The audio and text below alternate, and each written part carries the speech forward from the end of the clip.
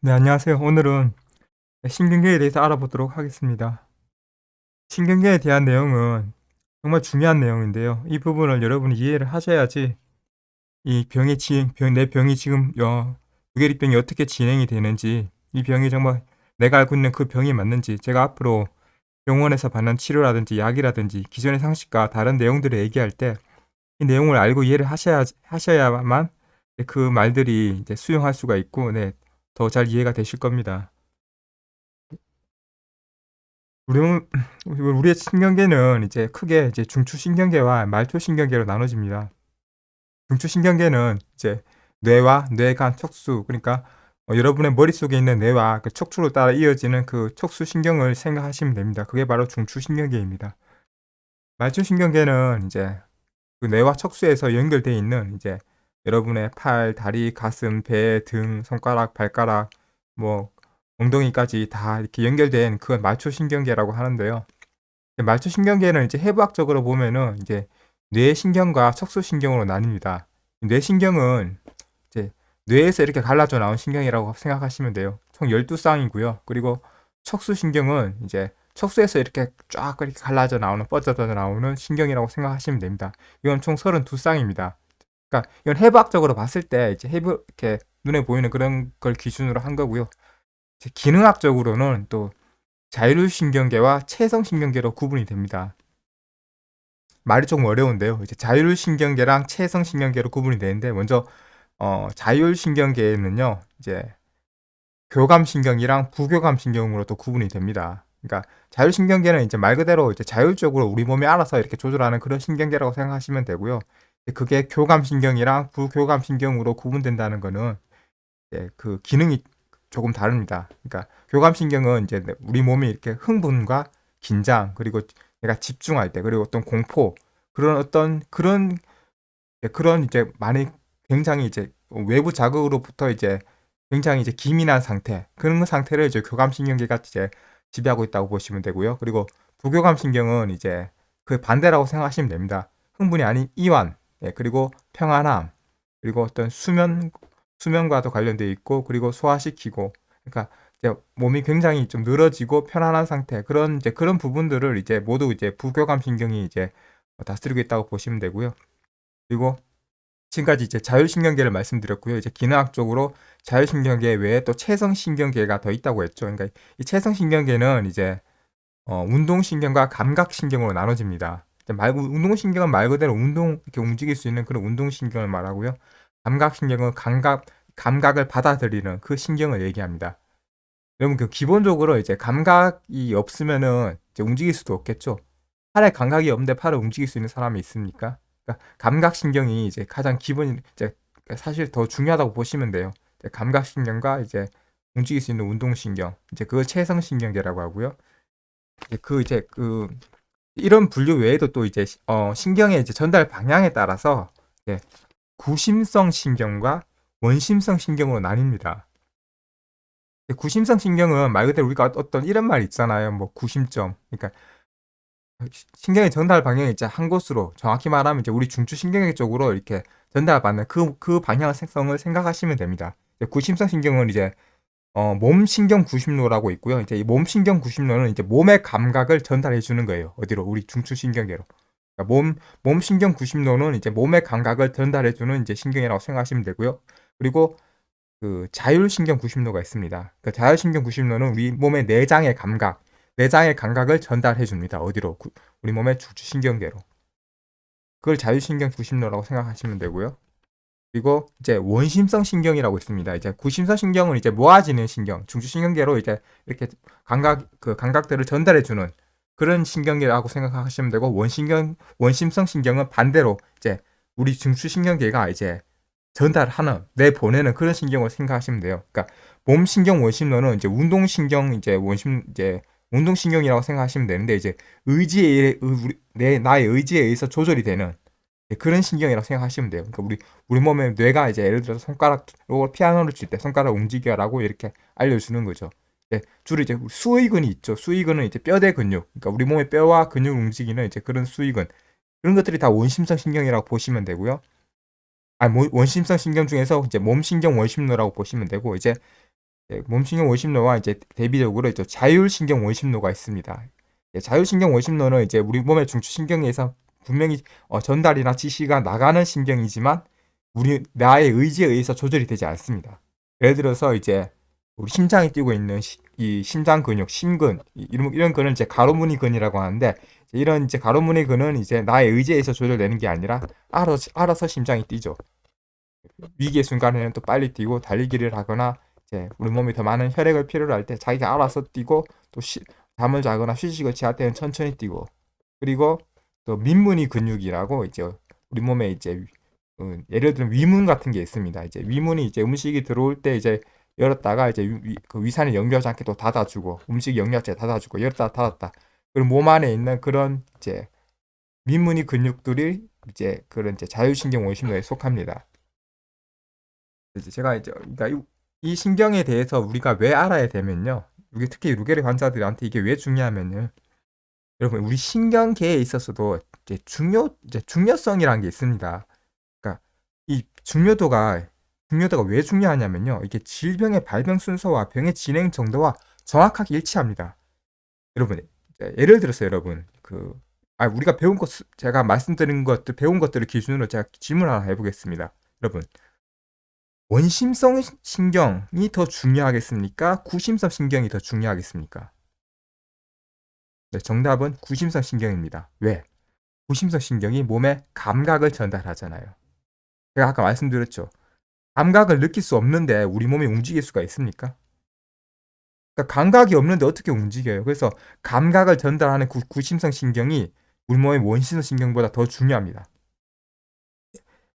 물론 이제 그 세부적으로 들어가면은 이제 그 원심성 신경 내에서도 이제 자율신경 원심노는 이제 조금 별도로 봐야겠죠. 그 부분은 이제 우리 몸에 이제 그 의지에 전달되지 않고 핵심적인 이제 뭐 심장이라든지 그런 이제 위문, 소화에 먹지 못하면 사람은 죽잖아요. 그래서 그런 핵심적인 부분을 제외하고 이제 그런 부분을 제외하고 일반적으로 이제 운동신경을 기준으로 운동신경을 이제 포인트로 봤을 때 우리 몸에서는 감각을 받는 이 구심성 신경이 우리 몸의 그 의지에 의해서 조절되는 그런 원심성 신경보다 더 중요하게 됩니다.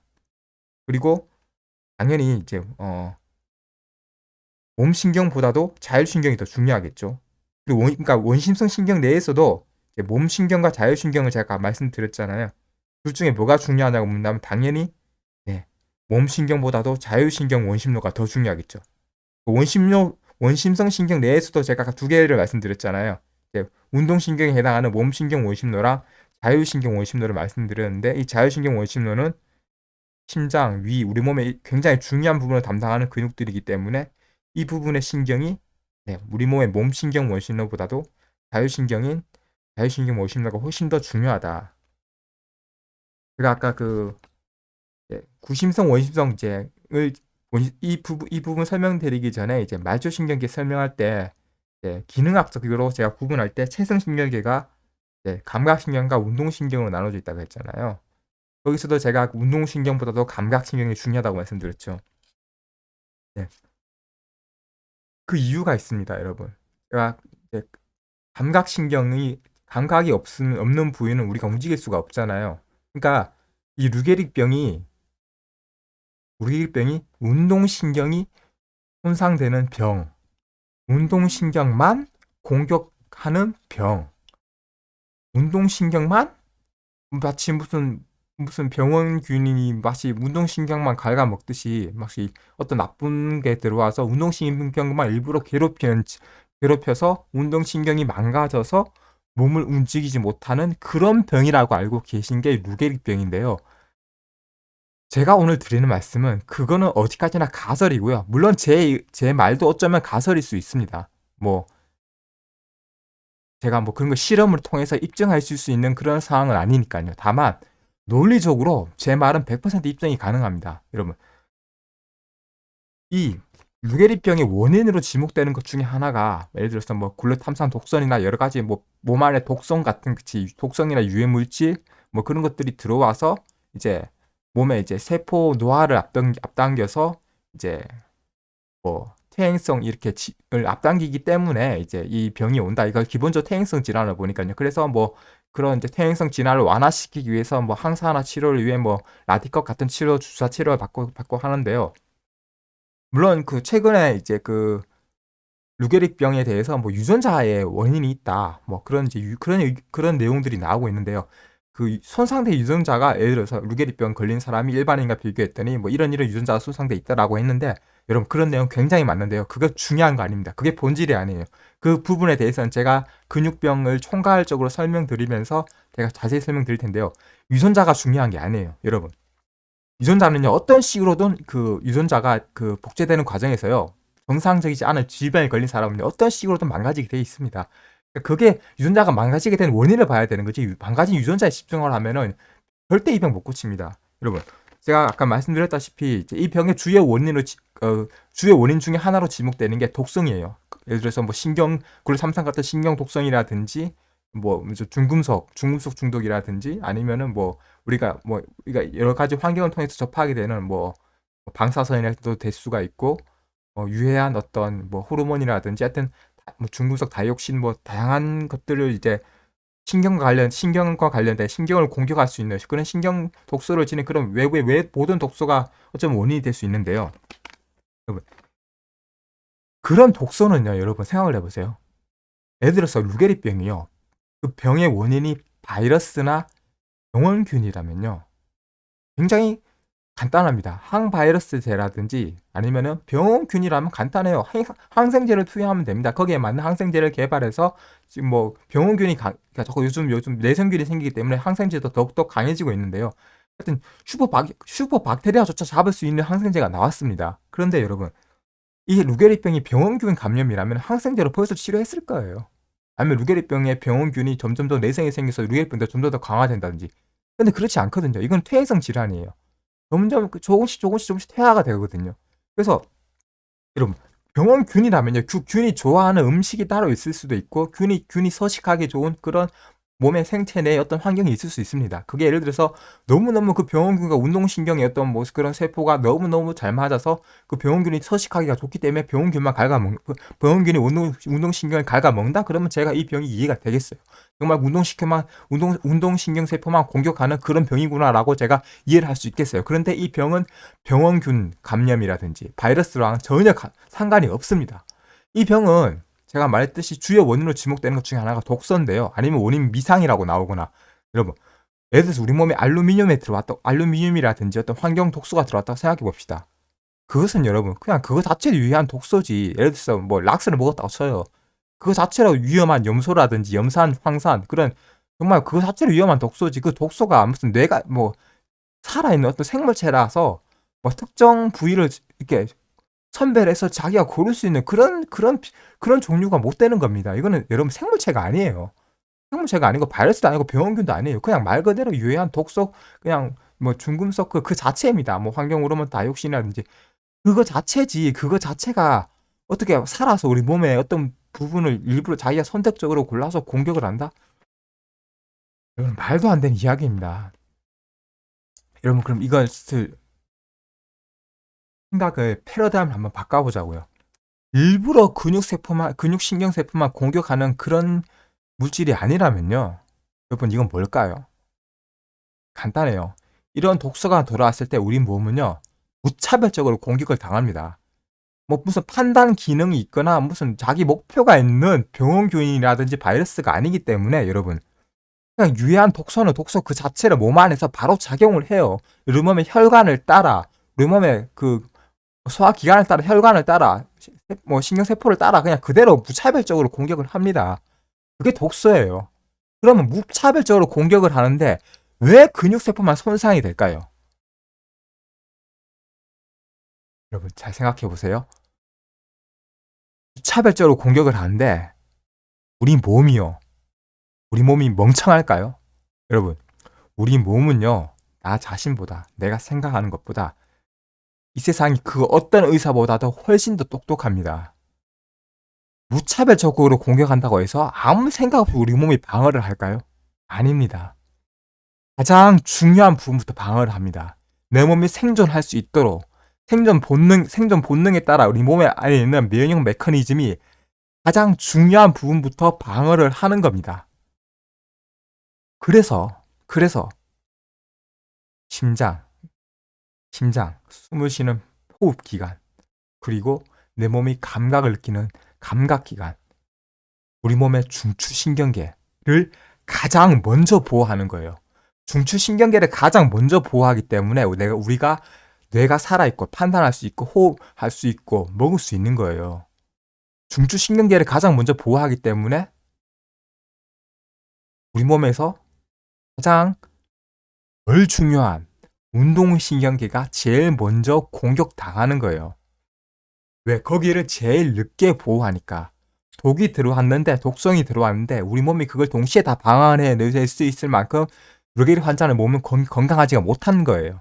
그리고 들어왔던 독소에 내가 감당할 수 있는, 켜낼 수 있는 독소의 양이 내가 감당할 수 있는 양보다 컸던 거예요. 그래서 우리 몸은 선별적으로 도마뱀이 꼬리를 자르고 달아나듯이 달팽이가 썩은 부위를, 감염된 부위를 잘라내고 산 부위만 움직이듯이 우리 몸이요, 생존에 필요한 당장 중요한 부분부터 먼저 보호를 하는 겁니다. 그래서 내 몸이 뇌 호흡할 수 있는 거고, 이 병에 걸려도 아직은 먹을 수가 있는 거고, 움직이지 못해도 감각을 느낄 수가 있는 겁니다. 왜? 제가 아까 말씀드렸죠. 팔의 감각을 느낄 수 없으면요, 팔 자체를 움직일 수가 없어요. 이 팔이 있다는 것 자체가, 여러분, 혹시 잠을 자다가 혈관이 약하신 분들은 이제 피가 안 통하면요, 자다가 팔에 쥐가 나왔는데 그 단계를 넘어서는요, 팔이 안 느껴져요. 어느 날 자다가 팔다리가 안 느껴지신 분들 종종 있을 거예요. 이게 눌려가지고 자다가 잘못돼가지고. 여러분, 감각이 없는 부위는요, 몸에서 아예 없는 거예요. 팔에 감각이 없으면요, 나는 원래 팔이 존재하지 않았던 것처럼 뇌가 인식을 해요. 내가 원래 팔이 없는 것처럼. 눈을 떠보면 이 뭐지? 내 몸에 웬 군더더기가 이렇게 붙어있지라는 생각이 들 만큼 이 감각신경이 차단을 당하면요, 절대 움직일 수가 없어요. 너무 당연한 겁니다. 그래서 이 루게리병 환자들이요, 감각은 또렷이 살아있어도 움직일 수가 없는 거예요. 왜? 운동신경 세포가 먼저 공격당했고 감각신경 세포를 우리 몸이 먼저 보호를 했기 때문이에요. 왜? 감각이 있으면요, 그래도 이 몸이 나중에 이 해독이 되고 몸이 제대로 된 영양이 공급되고 그 영양이 되는 그런 모든 그런 작용이, 그런 신경이 전달되고 영양이 전달되고 근육세포가 살아나는 것이 작용이 돌아왔을 때, 그 균형이 바로 잡혔을 때 감각신경이 살아있으면요, 운동신경이 다시 부활할 수가 있습니다. 물론 골든타임을 놓치면 그것도 좀 힘들긴 해요. 사람마다 회복되는 정도가 조금씩 다릅니다. 하지만 기본적으로 감각신경이 살아있으면요, 그 부위의 운동신경은 회복될 수 있는 가능성이 있습니다. 굉장히 중요한 부분이에요. 감각신경만 괜히 멀쩡하게 이 병이 무슨 어떻게 살아있는 지옥을 만들려고 막 무슨 마치 그런 무슨 저주받은 질병처럼 무슨 일부러 누가 괴롭히려고 감각신경만 놔두고 일부러 운동신경만 죽여서 너는 마치 살아있는 살아있는 어떤 육체랑 감옥에 갇힌 것처럼 그렇게 고통을 주기 위해서 이런 질병이 만들어진 게 아니에요. 절대 아니에요. 이 병은 말 그대로 우리 몸이 생존을 위해서 그 부분을 먼저 보호하는 거예요. 더 중요한 부분을 먼저 보호하고, 나중에 지금은 소실되었지만 그래도 나중에 회복 가능성이 남겨져 있는 조금 덜 중요한, 어떻게 누군가의 도움이 있으면 그래도 살아있을 수 있으니까. 그래서 우리 몸이 감각신경을 먼저 보호한 것 뿐이에요. 물론 그보다 더 중요한 중추신경계를 먼저 보호하고 더 중요한 심장이라든지 그런 주요 부위를 먼저 보호했겠지만, 뇌랑 그 다음으로 중요했던 감각신경을 보호하고 운동신경까지 보호하지 못했을 뿐입니다. 네, 그게 이 질병의 핵심이에요. 여러분, 그 누구도 이렇게 설명하지 않았습니다. 지금까지. 그 어떤 의사도 박사도 그저 운동신경만 공격당한다고 말했어요. 말이 안 되거든요, 사실. 이게 뭔데 일부러 운동신경만 공격합니까? 지가 무슨 살아있는 병균도 아니고 살아있는 무슨 무슨 AI 독소입니까? 일부러 운동신경만 골라서 히히히 너 못 움직일 거 이렇게 하면 너 당해봐라, 무슨 말도 안 되는 질병인데 그냥 이 개념을 적용을 못하니까 지금까지 의사들도 이걸 질병을 연구하던 제약회사도 학자들도 그냥 운동신경만 공격당한대요. 내용 감각신경 남아있는데. 생각해보면 정말 막무가내적인 설명이에요. 그냥 겉으로 보이는 그냥 수박 겉핥기 식으로 지금 이 환자가 감각신경은 살아있네, 운동신경은 죽었네, 그럼 운동신경만 죽이는 질병인가 보다. 모든 병에는 여러분 원인이 있습니다. 모든 인체가 망가져가는 진행 과정에는요, 순서가 있고 이유가 있는 겁니다. 여러분. 그래서 오늘 굉장히 중요한 내용들 설명드렸고요. 여러분, 이 개념을 바탕으로, 이 개념이 있어야지 제가 근육병을 우리가 유리병만 있는 게 아니에요. 근육병은 굉장히 다양하고 많은데 핵심적으로 다가서면요, 크게 다르지 않습니다. 그런 내용들을 이제 오늘은 신경계에 대해서 제가 알려드렸고요. 그런 이제 이런 기본적인 내용을 바탕으로 제가 다음 시간에는 이제 근육병을 총괄적으로 한번 그 원인과 그리고 종류들 어떻게 발병되고 어떻게 진행되는지, 그리고 진짜 이런 병이 왜 일어나는지, 이런 것들을 치유할 수 있는 어떤 핵심적인 원리들을 다음 시간에 이제 질병을 통해 질병들을 여러 가지 질병들을 총괄해 보면서 한번 말씀드릴 수 있도록 해보겠습니다. 오늘은 여기까지고요. 네, 안녕히 계세요.